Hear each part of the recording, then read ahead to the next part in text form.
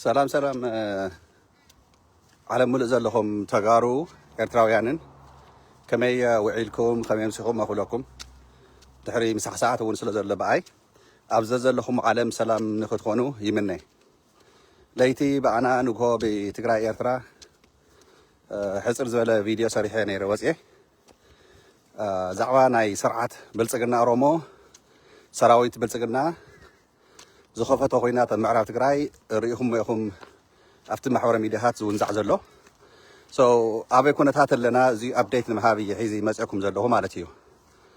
نحنا هز تجراي أبدأ جنا وش نزلنا شدش عامتات تسقعه عطوان كبان برسات هز تجراي نختفى بخويناتن بخالي سقاي مكران زعوج سرعة بلسقنا حيزون هز تجراي عدو خي ملص بسلام كي ينبر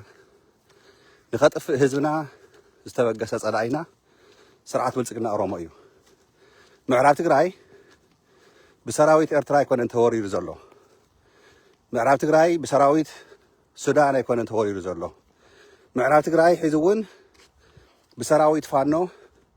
ብናይ አምሓራ ሓይለ ይኮነን ተወሪሩ ዘሎ معراب تግራይ ብናይ ኦሮሞማ ስርዓት ብልጽግና ካብ መዲጋስካርን ካብ ኬንያን ተሰዲዶም መጽኦም ቀደም ዘመናት የዋህ ዝኾነ ህዝብና ናተቀበለ ዘስፋፋሖም ናተጫጭሑ ከም እንስሳ ተፋርዮም ንህዝብና ከጥፉ ሒዚ ኣብ መሬትና ኣብ ዓድና ከንውርና ዘይከኣሉ ስርዓት ኣብይ ኣሕመድ ዓሊ ስርዓት ብልጽግና ትማሊ ዝኸፈቶ ኣማስዩ ዝነበረ ኩናት ያው حتنبه نجيركم يا حيزي اتخوينات سرعة بلصقنا حاسيو وزنبري نفولطينا فولطينا فولطيو تعلامو انتاي حيزوكم زخوني ايت نفولطينا لكم زلنا ነገር ግን ናይ ብልጽግና ደገፍቲ ሒዙውን ተጋሩ ኮይኖም ዝበልጸጉ ዝጽሕፍዎ ዘለዉ ፍቲ ማሕበረ ሚድያ ንከታተሉ ኣለና ጽባሕ ንጎ ግን እትሕጊ ናብ ክሳዶም ምስ ሓነቆም ኣብ ቅድሚ ሓፋሽ ኣብ ትግራይ ፍርዲ ምስ ተፈረዶም ተጋጊና ኢና ነርና ይቅሬታ ገበርና ኢሎም ንህዝቢ ይኹን ንመንግስትና ዝመሓሩ ከይመስለኩም ትጽሕፍዎ ዘለዉ ትዘውንዝዕዎ ዘለዉ ንሪኦ ኣለና ሓየ ሰራዊት ትግራይ ዝኸፈቶ ኩናት የለን ነይሩ እውን ኣይፈልጥን ንቐጻሊ እውን ሰራዊት ትግራይ ይኹን ሰራዊት ኤርትራ ሰራዊት ሱዳን ይኹን ሰራዊት ካሊእ ንህይወቱ ከድሕን እዩ ዝከላኸል ዘሎ ሒዙውን እምበር ናብ ዝኾነ ቦታ ከይዱ ዝኸፈቶ ኩናት የለን ጸላእትና ሕሶት ፕሮፓጋንዳ ብሚልዮናት ዘይኮነስ ብቢልዮናት ተበጅቱ ቅርሺ እዮም ፕሮፓጋንዳ ዝሰርሑ ከይትርስዕዋ እዚኣ ፕሮፓጋንዳ ዝሰርሑ ዘለዉ ንኣብነት ጄይ ስቱድዮ ሎማዓንቲ ዘሕለፎ ሰራዊት ሕወሓት ይብል ኣሎ ንሕና ተጋሩ ንፈልጦ ሰራዊት ትግራይ ይበሃል TDF ወይ ድማ ትግራይ ግን ንሕና TDF ና መንውሰድ TDF ይዝሕሸና መራሕቲ ትግራይ TDF ዝብል ቃል ናይ 2013 14 ተሰርሐ ስረ ጅግንነት ብመንእሰይ ትግራይ ዳያስፖራ ትግራይ ይኹን ዓለም ሙሉእ ዘለና ተጋሩ TDF ሽም ዝሓነጽናዮ TDF ኣብ ሎጎ ናይ ሰራዊት ትግራይ ኦፊሻል ጌርኩም TDF ቅጽል ኣለዎ ትሽም ለገሲ እዚኡ ናይ ትማሊ ዝነበረ ስረ ንዓለም ዘደነቐ ተጋሩ መንዮም ዘበለ TDF ትሽም ንባዕሉ ነቲ ሞራልና ነቲ ዓቕምና ነቲ ህዝብና ደገ ዘሎ ይኹን ውሽጢ ዓብይ ሞራል ዝህብ መቃለሲና ሎጎ ክኸውን ኣለዎ ክብለኩም ይደሊ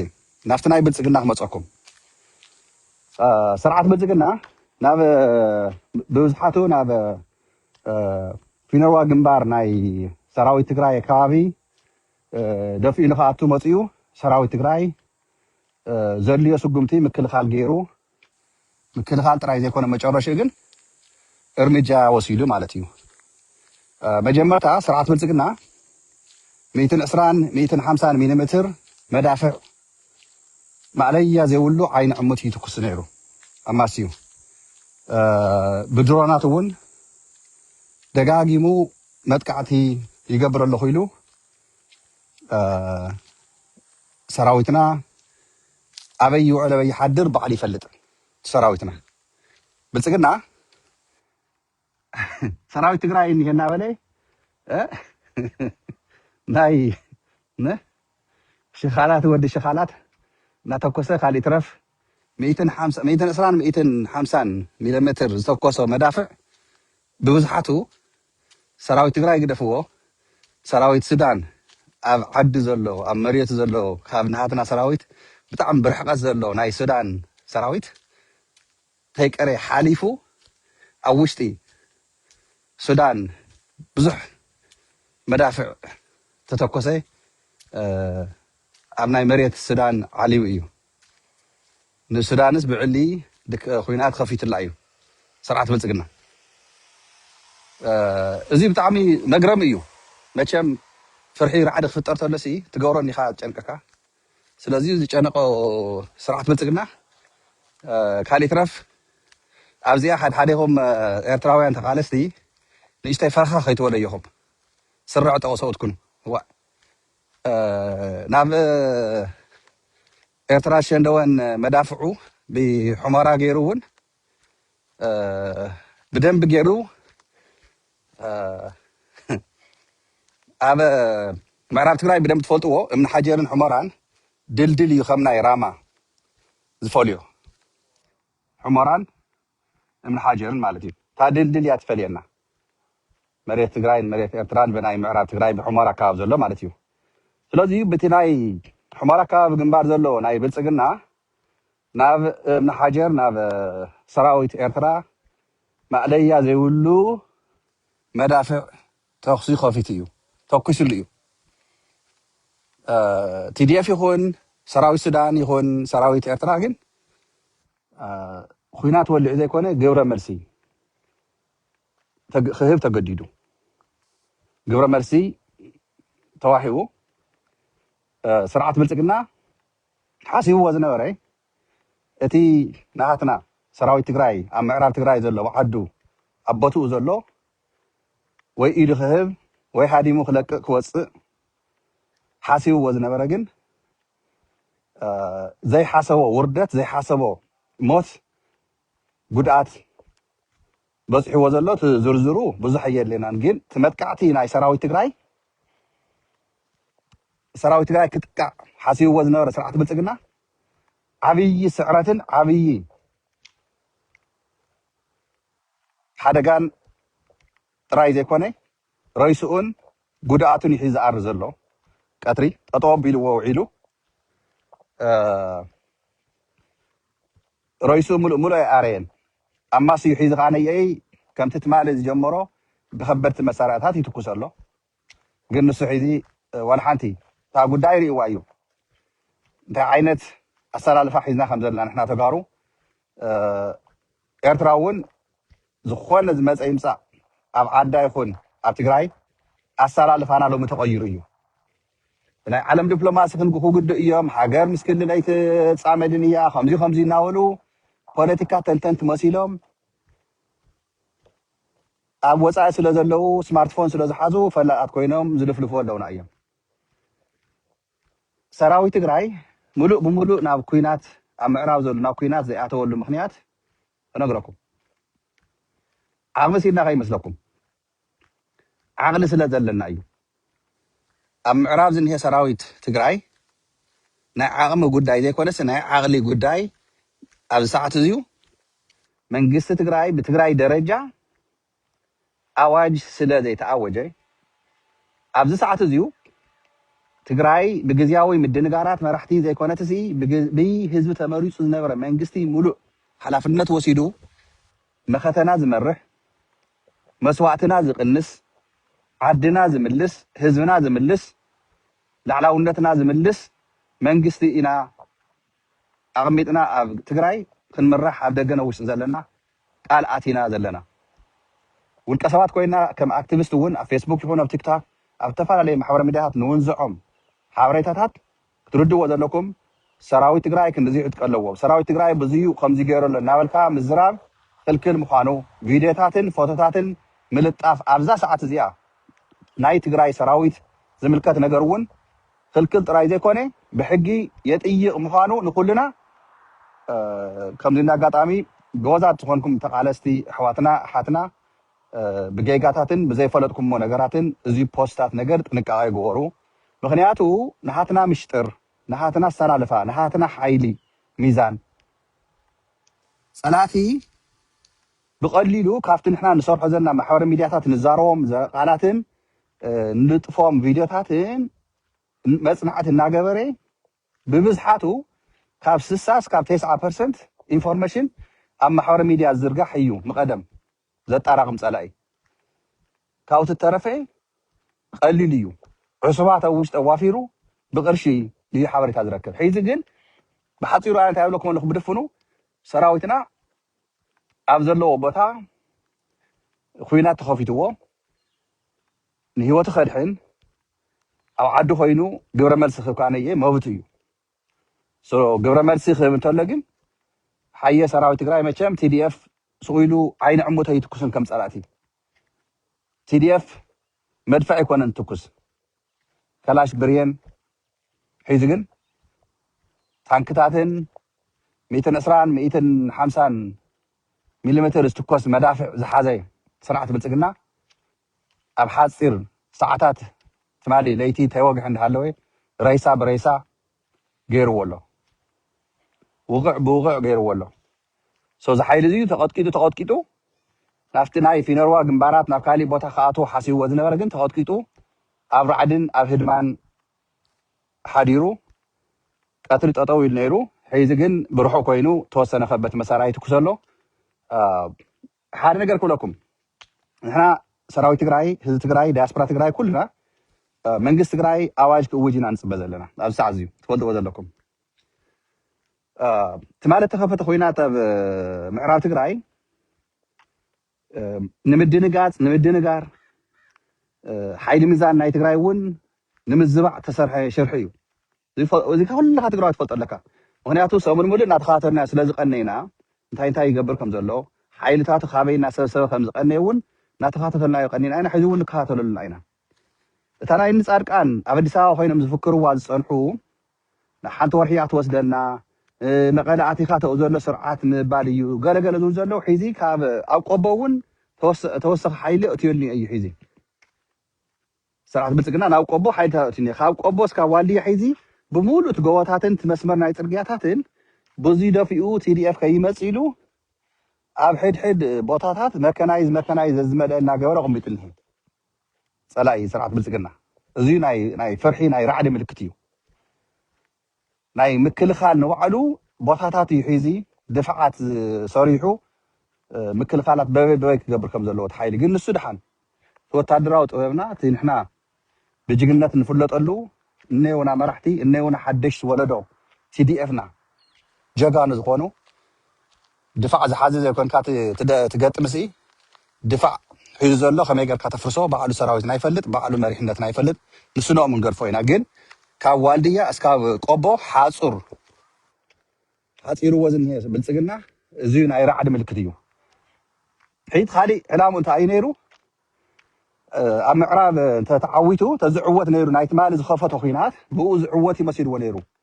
ብዳንሻ ዝነበረ ብጎንደር ዝነበረ ብዙሕ ሰራዊት ናሕለፈ ይቐኒ እዩ ዝሓለፈ ቅድሚ 5 መዓልቲ እውን እቲ ቪድዮ ዝሰራሕዎ ፌስቡክ የለልኩም ትእዛዝ ከም ዘወረደ ናብ ምዕራብ ትግራይ ተዳለው ናብ ኩናት ክንከፍት ኢና ኢሉ ትእዛዝ ኣውሪዱ ነቶም መራሕቲ ትእዛዝ ሒዞማ ቀኒዮም ስካብ ትማሊ ለይቲ ትማሊ እታ ትእዛዝ ናብቲ ሰራዊት በፂሖማ ሰራዊት ከይዱ ተንቀሳቂሱ ኩናት ከፊቱ መጨረሽኡ ረይሳ ብረይሳ ቁስል ብቁስል ኮይኑ ኣሎ ማለት እዩ ሕዚ እዚኣ ተፈሺላቶ እያ ከምታ ናይ ቅድሚ ሕዚ ብቤንሻንጉል ምስ ዓርኤስፍ ብልፅግና ሰራዊት መፂኦም ንሱዳን ለፊኦም ንገዳሪፍ ኣትዮም ንኣርሚ ሰብዓ ብድሕሪት ኮይኖም ክወቅዕዎ ሓሲቦም ኣነበሩ ንሳ እውን ዝተፈሸለቶም ቅድሚ ሕዚ ናይ ትማሊ ዝኸፈታ ኩናት ከፍ ኢሉ ትስሒንዋ ኣሎ ሒዚ ማለት እዩ ቁሒምዋ ኣሎ ሓዊ እናተቃፀለ ሓዊ ናብ ኣዚርና ናብ ርእሱ ነስኒስናዮ ኣለና ስለዚ ኩልካ ትግራዋይ ሰራዊት ትግራይ ሲ ዝሕፍር ሰራዊት ንፀላእትና ዝሕፍር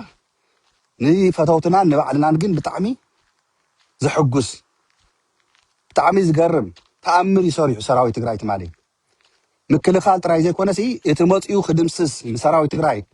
ተባሂሉ ተደራጅ ዝነበረ ሓይሊ እግሩ ናብ ዝመርሖ ህድማ ዝወደቀ እናወደቀ ዝተጎደ እናተጎደ እዩ ሓዲሩ ኣብ ምንጥብጣብ ሰዚ ተዓሞም ናይ ፀላእትና